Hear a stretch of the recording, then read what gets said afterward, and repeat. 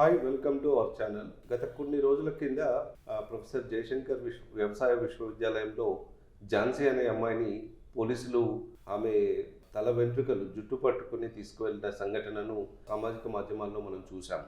అయితే రీసెంట్గా వచ్చిన ఇన్ఫర్మేషన్ ఏమిటంటే సంఘటనలో బాధ్యులైనటువంటి పోలీస్ కానిస్టేబుల్లను హైదరాబాద్ పోలీస్ కమిషనర్ గారు చర్యలు తీసుకున్నట్టుగా వార్తలు వచ్చాయి. అయితే ఈ సంఘటనపై మరిన్ని వివరాలని అడిగి తెలుసుకునేందుకు మనతో శ్రవణ్ కుమార్ గారు ఉన్నారు. శ్రవణ్ కుమార్ గారు, మార్పు కోరుకున్న ప్రజలకు వచ్చిన కొత్త ప్రభుత్వం ఫ్రెండ్లీ పోలీస్ అంటూ ఇలాంటి సంఘటనలు ఎందుకు చేస్తున్నట్టు, దీన్ని మనం ఏ రకంగా చూడొచ్చు అంటారు? ఫ్రెండ్లీ పోలీస్ ఇది మొదటి నుంచి కూడా, ఇప్పుడే కాదు, మా ఈ గత 20 ఏళ్ళ నుంచి కూడా మనం వింటూనే ఉన్నాం. ముఖ్యంగా మన ఈ దేశంలో మన హైదరాబాద్ పోలీసు, తెలంగాణ పోలీసు, లేదా అప్పుడు ఉమ్మడి ఆంధ్రప్రదేశ్ పోలీసు ఒక ప్రత్యేకమైన పేరు. టెక్నికల్గా కానీ విధి విధానాలలో కానీ చాలా అప్డేట్ అవుతుంటాము. ప్లస్ అందరికన్నా ముందు ఒక అడుగు ఎక్కువ వేస్తుంటాము. చాలా సెన్సిటివ్ కేసులు, క్రిటికల్ కేసులు మనం డిటెక్ట్ చేయడంలో ముందున్నాం. దాంతోపాటు టెక్నాలజీని ఎప్పటికప్పుడు అప్డేట్ చేసుకోవడంలో కూడా ముందుంటాం. ఇన్వెస్టిగేషన్ విషయంలో టెక్నాలజీని వాడడం కానీ, ఇప్పుడు సైబర్ క్రైమ్ను డిటెక్షన్ చేయడంలో కానీ రకరకాల విషయం చేసినాం. మొదటి నుంచి మంచి పేరు కూడా ఉంది. అయితే అది వ్యవస్థలో ఉన్నటువంటి దారుఢ్యం ఏంటో కానీ, పోలీస్ వ్యవస్థలో కొన్ని దమన నీతులు, దమనకాండలు జరుగుతూనే ఉంటాయి. ఎందుకంటే అది వ్యవస్థ తీరా లేదేంటో కానీ, ఫ్రెండ్లీగా ఉండాలి, స్నేహంగా ఉంటూ పోలీసుల మీద గౌరవం పెంచుకోవాలి, చర్యలు అంటూ తరచూ చెప్తున్నా అడపాదడపా ఇలాంటి సంఘటనలు బయటకు వస్తూనే ఉంటాయి. ఈ కేసు తాలూకు వివరాలు ఏంటి అంటే, ఝాన్సీ అనేటువంటి ప్రొఫెసర్ జయశంకర్ సారి అగ్రికల్చర్ యూనివర్సిటీ స్టూడెంటు. పైగా తాను మన ఏబీవీపీ అనే విద్యార్థి సంస్థకు మంచి కార్యదర్శి పోస్టులో ఉంది. అయితే వీళ్ళు ఒక ప్రొటెస్ట్ చేస్తున్నారు. ఏంటంటే, ఈ ప్రభుత్వం ప్రజాప్రభుత్వం అని చెప్తూ వచ్చినటువంటి ప్రభుత్వం, కాంగ్రెస్ రేవంత్ రెడ్డి గారి ప్రభుత్వం కొన్ని ప్రజలకు అభిష్టానికి, ప్రయోజనాలకు విఘాతం కలిగించేటువంటి నిర్ణయాలు తీసుకుంటూ, ఏదైతే కేసీఆర్ ప్రభుత్వాన్ని విమర్శిస్తూ వచ్చారో అంతకన్నా 10 ఇంతలు ఎక్కువ వీళ్ళు తప్పు వెనుక తప్పు చేస్తూనే ఉన్నారు. ఎందుకంటే మనం చూస్తూనే ఉన్నాం, మళ్ళీ సెక్రటరేట్ కడతామని, ఇంకేదో సీఎం క్యాంప్ ఆఫీస్ మళ్ళీ కడతామంటూ రకరకాల వాదనలు, ఏదో ఇది అప్పుడు డబ్బులు దుర్వినియోగం జరిగింది, అవసరం లేదు అంటూనే చెప్తూనే మళ్ళీ తను ఏదో కట్టడానికి ప్రయత్నం చేయడం. ఆ తర్వాత కూడా ఇప్పుడు ఈ హైకోర్టుకు నూతన భవనాన్ని ఏర్పాటు చేయాల్సిన అవసరం అయితే ఉంది. వాళ్ళు రిక్వెస్ట్ చేశారు.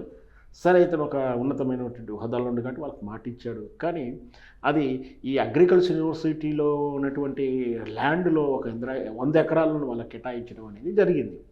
దాన్ని వీళ్ళు అబ్జెక్ట్ చెప్తున్నారు. ఎందుకంటే అగ్రికల్చర్ యూనివర్సిటీలో అది అంతా కూడా ఈ దేశంలో వివిధ రాష్ట్రాల్లో ఉన్నటువంటి అరుదైన జాతులు చెందిన వృక్షాలను, మొక్కలను, ఔషధ మొక్కలను, రేరుగా ఉండేటువంటి ఔషధ మొక్కలని వాళ్ళు ఒక వ్యవసాయ క్షేత్రంలో, ఒక అడవి లాంటి క్షేత్రంలో పెంచుతున్నాడు, వాటిని కాపాడుతున్నారు. తద్వారా అరుదుగా ఉండేటువంటి క్రిమి కీటకాలు కానీ, బటర్ఫ్లై లాంటివి కానీ, ఈ చిన్న చిన్న జంతు జాతులు కూడా దాని మీద బ్రతుకుంటున్నాయి. వాటిని కూడా కాపాడుతున్నారు జీవకారుణ్య దృష్ట్యా.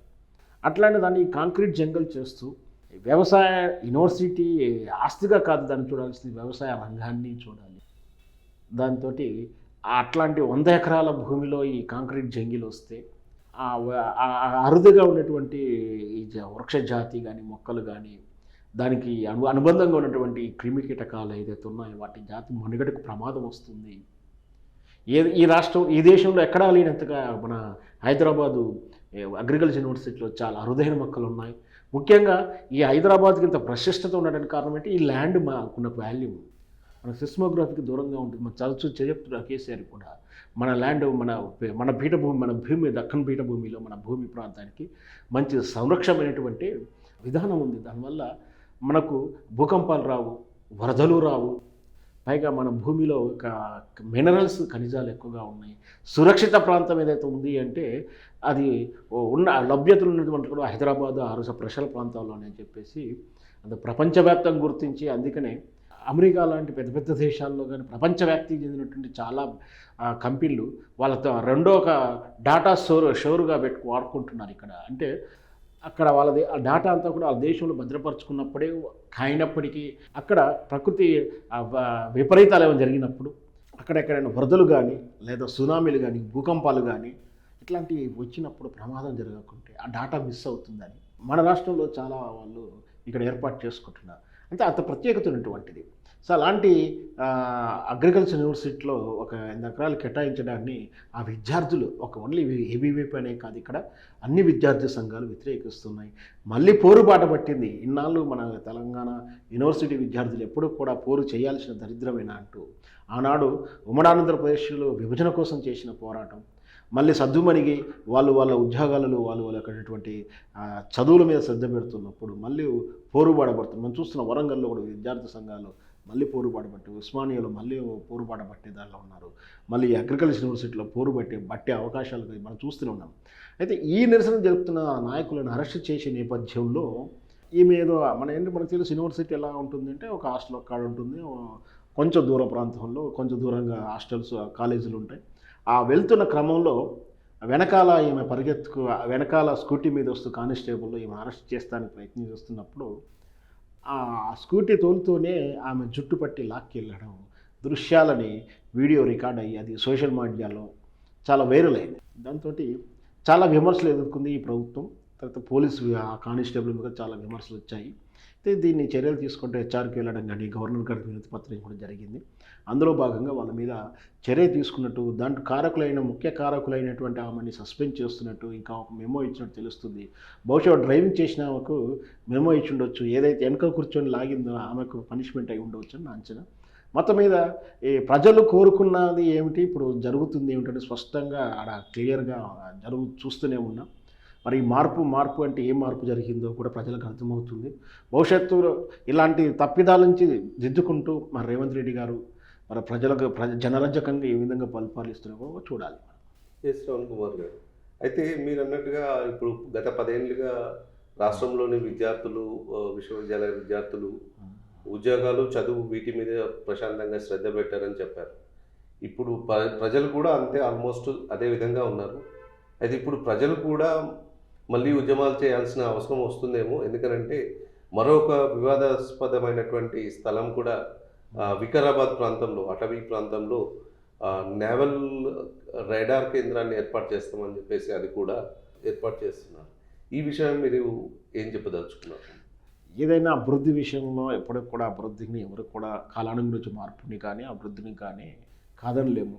ఏదైనా డ్యాములు కట్టినా కానీ ఏదైనా ఇట్లాంటి కంపెనీలు కర్మాగారాలు వస్తున్నప్పుడు కూడా అది అభివృద్ధి సూచికగానే చూస్తున్నప్పటికీ, ఉద్యోగ కల్పన వస్తున్నప్పటికీ పర్యావరణానికి కానీ లేదా ఆ జాతీయ మనుగడకు కానీ ఆ సంపదకు కానీ ఇప్పుడు ఇక్కడ అది అగ్రికల్చర్ వ్యవసాయ సంపదకే దెబ్బతింటుంది.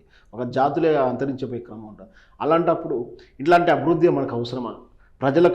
ప్రజల కోరికలు కానీ ప్రజల ఇష్టాన్ని కానీ ప్రజల అభిష్టానికి దూరంగా ఇట్లాంటి చర్యలు బలవంతంగా తీసుకోవడం అనేది అంత సమంజసమైనది కాదు. అంటే వీళ్ళ అవసరానికి దూరంగా ఎక్కడో ఒక ప్రత్యామ్నాయం ఏర్పాటు చేసుకుంటే బాగుంటుంది.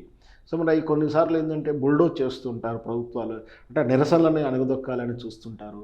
దానివల్ల ప్రజల అభిష్టాన్ని మేరకంగా చేయకుండా వాళ్ళకు వ్యతిరేకంగా నిర్ణయాలు తీసుకొని పవర్ ఉంది కదా, మనకు బలంగా ఉందగా అంటూ నిర్ణయాలు కొన్ని సందర్భాల్లో తీసుకుంటే ఆ తర్వాత జరిగే పరిణామ క్రమంలో ప్రజలు తీసుకున్న నిర్ణయాలకు, వాళ్ళు ఇచ్చే ఓటు అనే ఆయుధం ద్వారా ఇచ్చే నిర్ణయాలకు వీళ్ళు బలవుతుంటారు, లేదా వీళ్ళకు తగిన తూర్పు కూడా వస్తుంది.